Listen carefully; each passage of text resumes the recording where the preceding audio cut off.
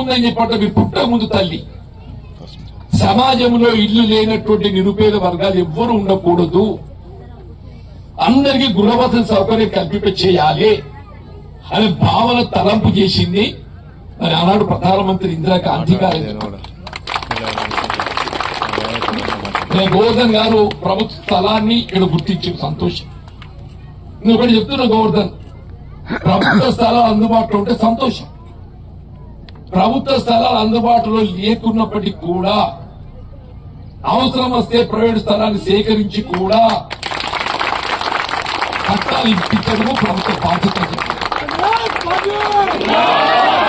మీరు ఒక్కసారి దయచేసి గతానికి ఉన్నట్టు నేను చెప్పేది ఈ ఎన్నికల కోసం చెప్పడం లేదు.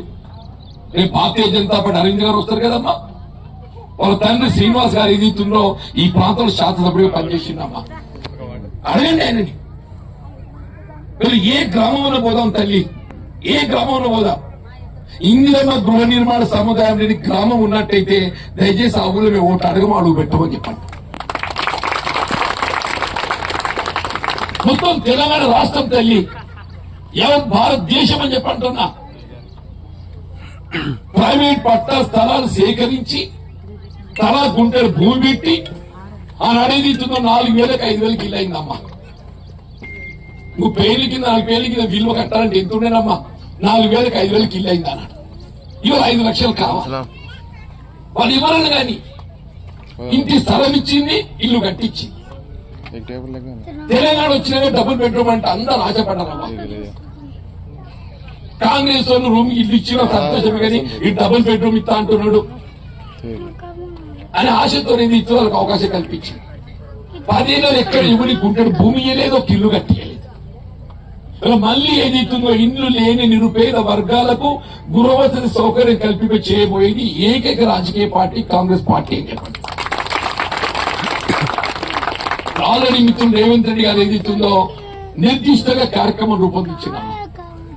ప్రతి శాసనసభ నియోజకవర్గంలో ఈ సంవత్సరం 3,500 ఇళ్లు కట్టాలన్నాడు. ఒక్కొక్క నియోజకవర్గానికి. అంటే రాష్ట్రంలో 119 నియోజకవర్గాలు ఉన్నాయమ్మా. అంటే 4 లక్షల ఇళ్ళు అయితే 5 సంవత్సరాలకు ఎన్ని అయితే 5 ఇంటూ 4 లక్షలు 20 లక్షల ఇళ్ళు అయితే తల్లి 20 లక్షల ఇళ్ళు అయితే చెప్పండి. ఇది సాధారణంగా శాసనసభ్యుడి పరిధిలో ప్రతిపాదింప చేయబడి మనం ఇండ్లు నిర్మాణం చేయగలిగేటి. మిత్రుడు మహేష్ గౌడ్ గారు ఉన్నారు, వాళ్ళు కాంగ్రెస్ పార్టీ కార్యనిర్వాహక అధ్యక్షుడు. వారిపై బాధ్యత ఎక్కువ శాసన మండలి సభ్యుడు అని చెప్పంటూ నేను ఆయన ప్రత్యేకంగా నిజామాబాద్ పట్టణంలో మిత్రుడు గోవర్ధన్ గారు 4,000 మంది నిరుపేద వర్గాలు ఉన్నాయని చెప్పంటున్నారు.